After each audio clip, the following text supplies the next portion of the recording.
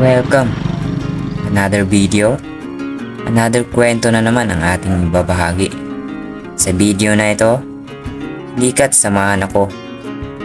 Mag-motocamping tayo dito sa bukid kung saan makikita natin napakagandang tanawin. Kasama na dyan ang mga challenges na nagbibigay paalala sa atin bilang isang motocamper. Ikat samahan ako sa video na ito. Basang-basa tayo.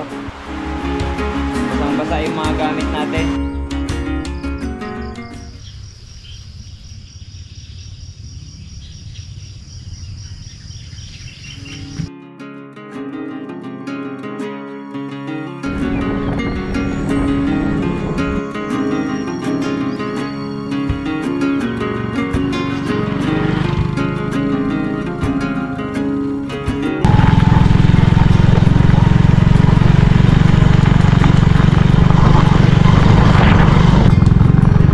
Good day mga kaibigan, halika't samahan ako sa panibago nating motocamping adventure.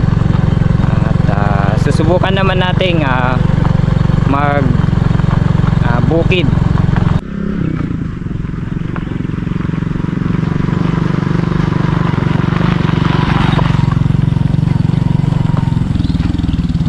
Dito sa part na to ay nabura natin ng mga video ng ating pag-setup at kung saan tayo naka-setup ng tarp at tent natin. Malayan yung oras na gabi na pala. Medyo napasarap tayo ng tulog dahil sa bago nating tent.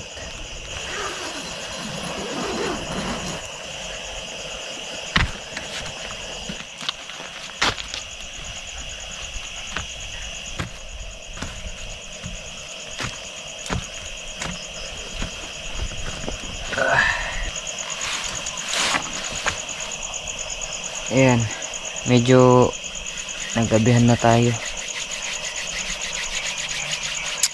So magluluto na tayo at ng pagkain natin. Then after nun, kain na tayo at higa na tayo. Tuloy natin yung tulog natin. Luto lang tayo ng saglit.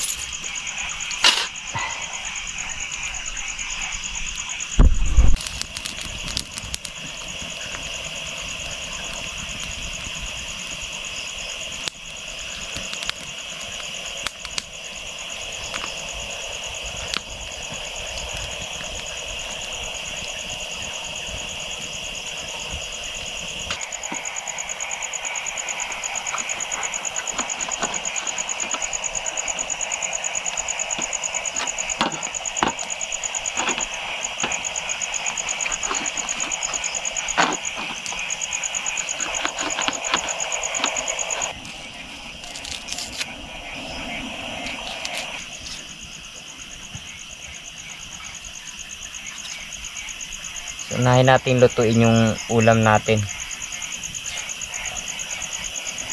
para mabilis lang naman kasi magluto ng kanin kaya unahin natin tong ulam natin para kung sa ganun hindi na tayo mahirapan na magluto mamaya pagkanin, diretso kain na tayo. Diretso yung tulog natin, hindi natin napansin, pero okay lang yan. Ay nako, medyo pa naman tayo, kaya pa naman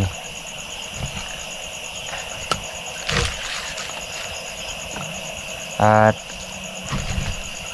maalala ko pala,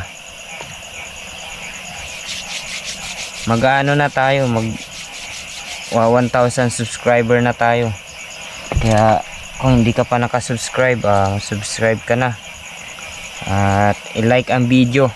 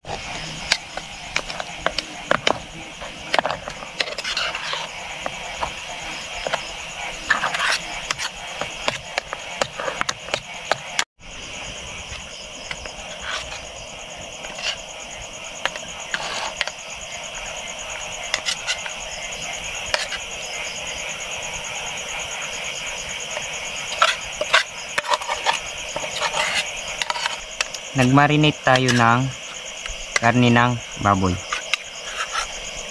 Ito. Madami to, dalawang hiwa ito. Alam niyo kung bakit dalawang hiwa ito? Actually, dapat kasama ko si Elms Motor ngayon. Kaso, hindi siya natuloy kasi yung mga gamit niya, yung like mga ilaw, at di rin naka-charge ng cellphone.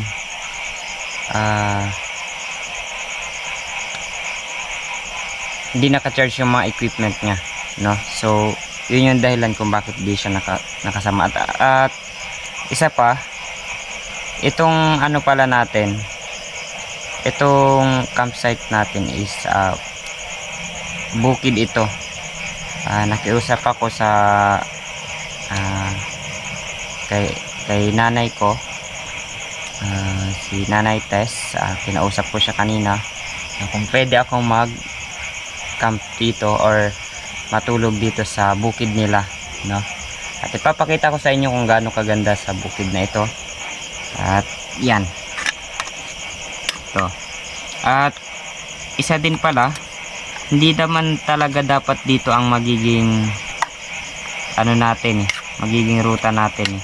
May ruta dapat kami ni Elms Motor, pero yun nga, hindi naman natuloy. So ayun, sayang kasi nga dahil sa kadahilanan dun sa gamit niya. At etong lulutuin natin ngayon, kakainin natin to ngayon kasi hindi natin pwedeng ipabukas to mapanis, or siguro kaya siguro to hanggang bukas. Yan, itutuno natin to.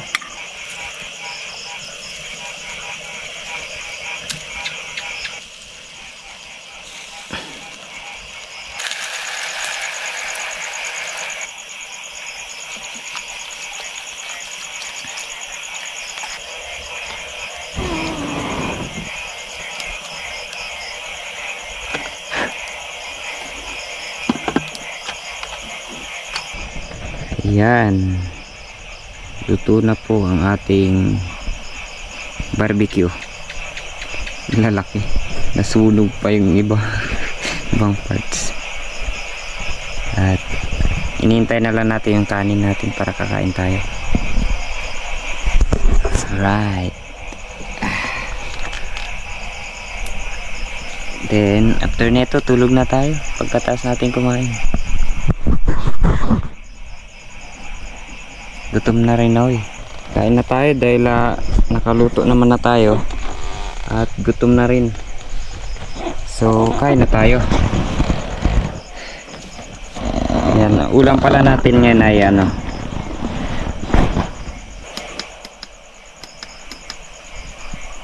barbecue, itlog, at yun lang.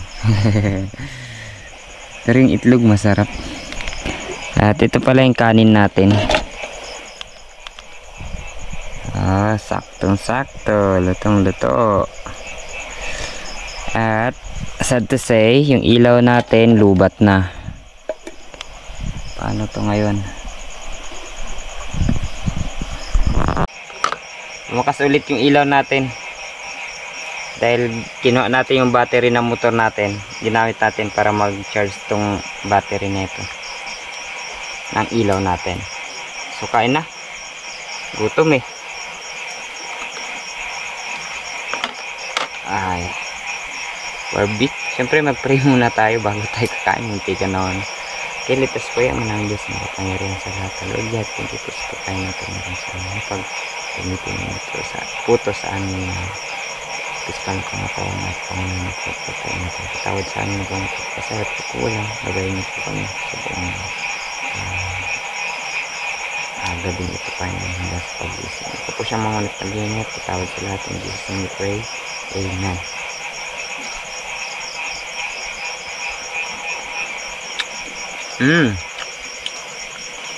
Sarap. Parang kumakain na dinakdakan.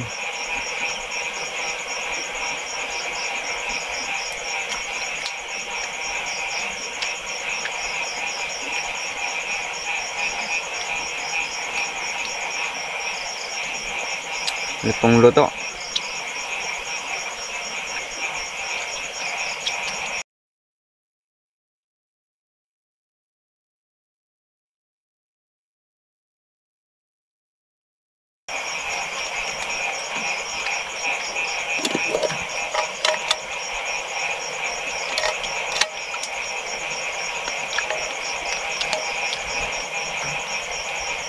yung kanin natin, syempre.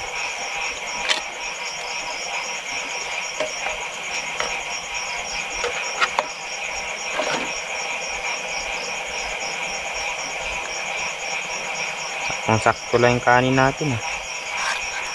Kunti lang talaga niluto ko kasi baka hindi ko maubos eh.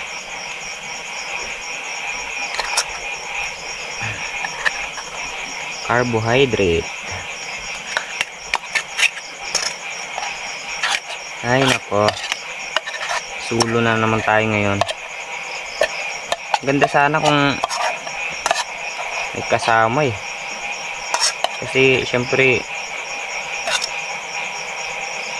basta mas maganda pag may kasama.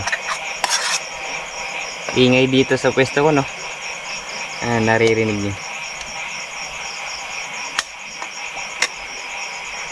Ganon. Ingay.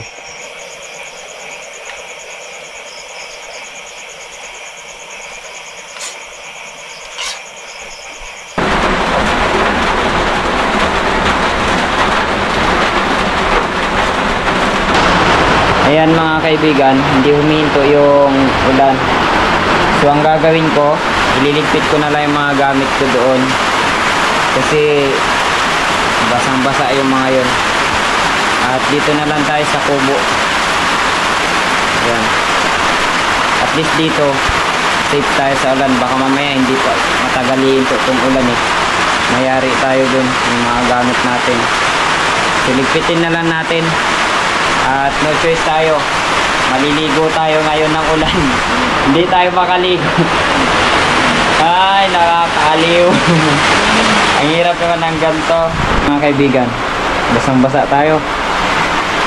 Basang-basa yung mga gamit natin. Yung tent natin nabasa. Bagong-bago. Nabasa. At may mga gamit pa tayong kuhanin doon. Woo! Kampa nga. Kampa mga kaibigan. Kampa. Isa talaga to sa mga problema din natin minsan. Isa lang naman tong challenge sa atin. Talagang hindi maiiwasan din to sa atin bilang isang camper. Syempre, buti na nga lang meron tayong naanuhan, nakubo, no, na pagpwestuhan, na maayos na pagpwestuhan, pagtulugan. Buti na lang kamo, dahil kung hindi, basang-basa tayo. Kaya pala siguro hindi kami natuloy dun sa sa spot namin. Na-spotan namin na kasi ganito ang sitwasyon, no? Kaya pala minsan talaga merong pinapahiwatig ang Panginoon sa atin eh. Minsan pasaway lang talaga tayo, no? Buti ka mo dito natin naisipan, at alam ko rin naman na itong bagay na to, ang Panginoon ang kumilos kung bakit narito ako sa lugar na ito, para hindi tayo mabasa, para hindi tayo mapahamak, no? Kasi kung natuloy tayo dun sa spot na pinuntahan natin, for sure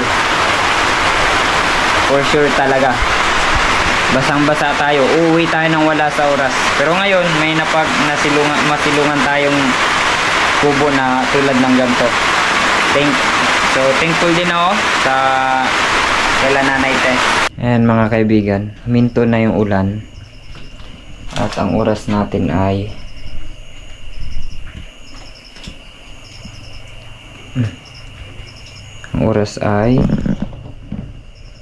yan 2:20.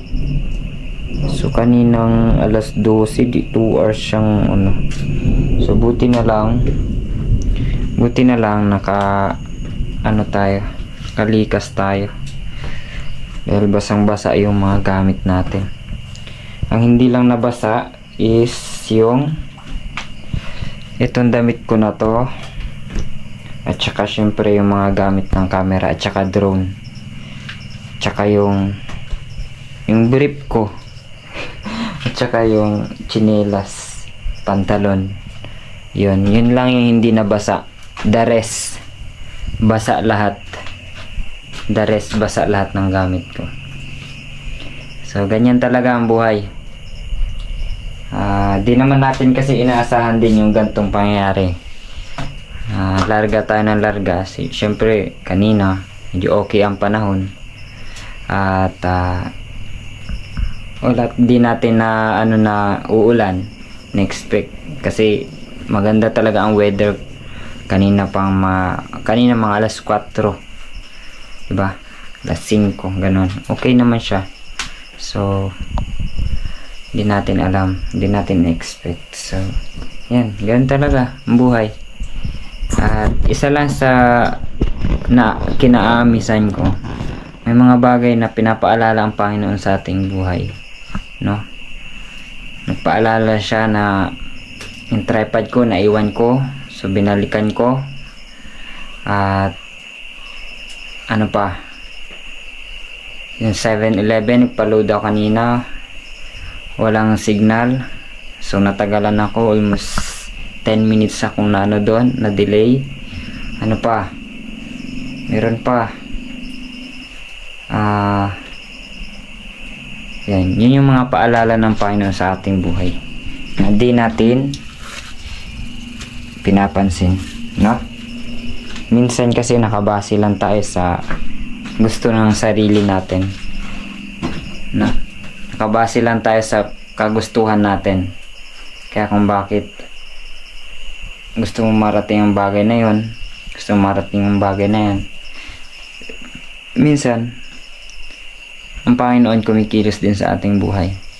Nagpapaalala siya minsan pero hindi natin pinapansin, hindi natin binibigyan ng pansin. Ganyan tayo bilang isang tao, no? So dapat matuto tayong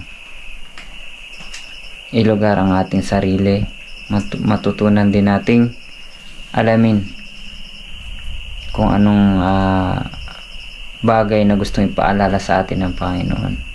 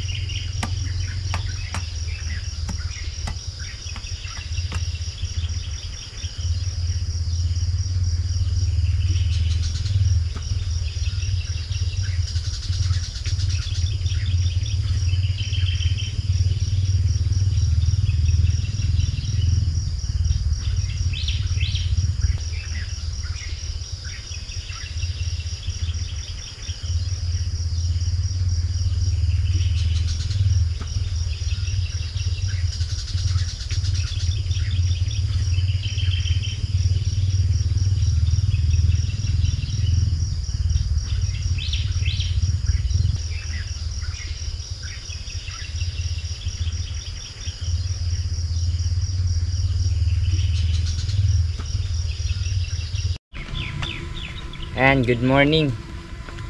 Good morning sa bawat isa, sa mga viewers, at panibagong pag-asa at panibagong umaga ang ating nasimulan. Bagamat kagabi ay punong-puno ng pagsubok dahil sinubok tayo ng ulan at hindi ganun kadali kasi nagsimula ng alas 12 hanggang alas 2 umuulan. So yung mga gamit natin basa, nadumihan yung tent natin, the rest as in. So as of now, at nagkakape ako, kape tayo.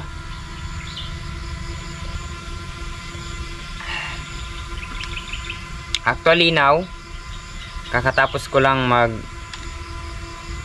ng drone at tinignan yung buong yung view ng pinestuhan natin. At yan, iti-take off ko na siya dahil katatapos nga lang naman natin nagtingin. So kung tatanungin nyo ako, maganda ba yung place? Yes, maganda. No? Wala kang masabi. Ang problema lang, naging problema lang kagabi is yung umulan talaga. Yan. Kaya sa ano, mga nanonood sa akin, pasensya na kayo kung medyo, pero I hope next time mag-enjoy kayo sa video dahil medyo okay na tayo sa mga gamit. Meron na rin tayong mga gamit, tent, tarp na lang ang kulang at tripod na mas okay. Then nagkaroon na rin tayo ng drone. Ayan, nakabili na rin tayo dahil love ko kayo, dahil gusto ko kayong makita, gusto kong makita nyo ang bawat pinupuntahan ko ay bumili ako ng drone para ipakita sa inyo ang ganda ng paligid bawat pinupuntahan natin, no? Iti-take off na natin siya.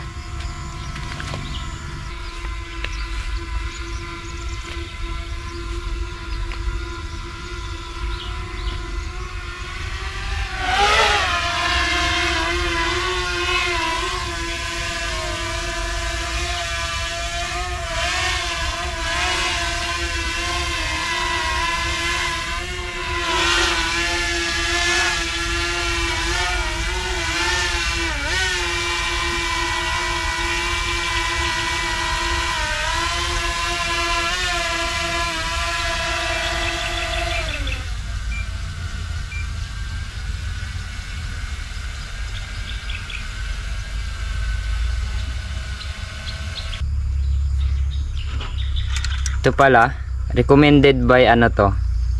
Recommended by Elimotour. Yung Potensic niya na drone. So, kung gusto niyo umorder ng drone na ganito, at budget siya na drone, at pwede na rin, maganda, sa camera, goods, maganda siya, quality, at mabilis pa ang ano niya, ang delivery niya. Ito I think 5 days sa akin, kasi galing pa to ng company talaga nila na 5 days pag Lazada kayo. Pero pag Shopee, yun, baka saglit lang kasi may ano sila sa Maynila eh. Ayan, recommended siya, maganda sa mga gustong magkaroon ng drone para sa vlog. Pwede na rin itong pagtiyagaan. Para sa akin yan, goods na nga to eh, di ba? Maganda siya, quality, nakakasabay na rin siya sa ano. Yan mga kaibigan, at yan si Nanay Tess. May-ari ng kubo na tinulugan natin kagabi. Yan, naglilinis. At sabi ko, nag-almusal na ako. Magaw nag-almusal. Kaso, kinukulit na naman ako ni Nanay mag-almusal ulit. Yan, maalalahanin talaga yan si Nanay. Wala kasing nagbabantay dito sa bukid nila, ante. At minsan kasi, may nawawala dito. May nanakawan. Yan, mga gamit na nandito sa loob, kinukuha. Kahit yung mga ano dyan, mga saging or mga bunga ng ano, bunga ng mga gulay, minsan nawawala dito. Yan, hindi nila natitikman. So kinailangan nila ng tagabantay dito kung meron. Pero tayo kasi estudyante tayo at nagtitinda sa umaga, at medyo busy din sa schedule minsan, ano eh. At paminsan-minsan dito tayo minsan kung ano, diba? Pero pag full time hindi natin kakayanin, diba? Yan, si uncle naman andun na sa halamanan, sa ano, taniman. Nag-ano na si uncle, nagtatali na ng ano na sitaw, pag-akyatan na sitaw. ligpit na natin yung tent natin.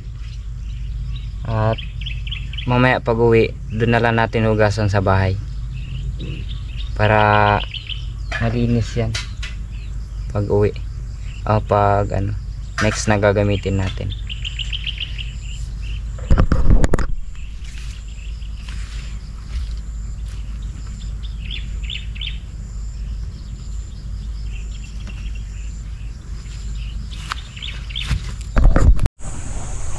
Yan mga kaibigan, naitali na natin yung mga gamit natin para ready to move na. Hindi ko na na-videohan, hindi ko na nagpakita sa inyo kung paano magtali, but as usual na ginagawa natin. At proceed na tayo, uwi na tayo. As of now, yung video na to ay dito ko na po tatapusin.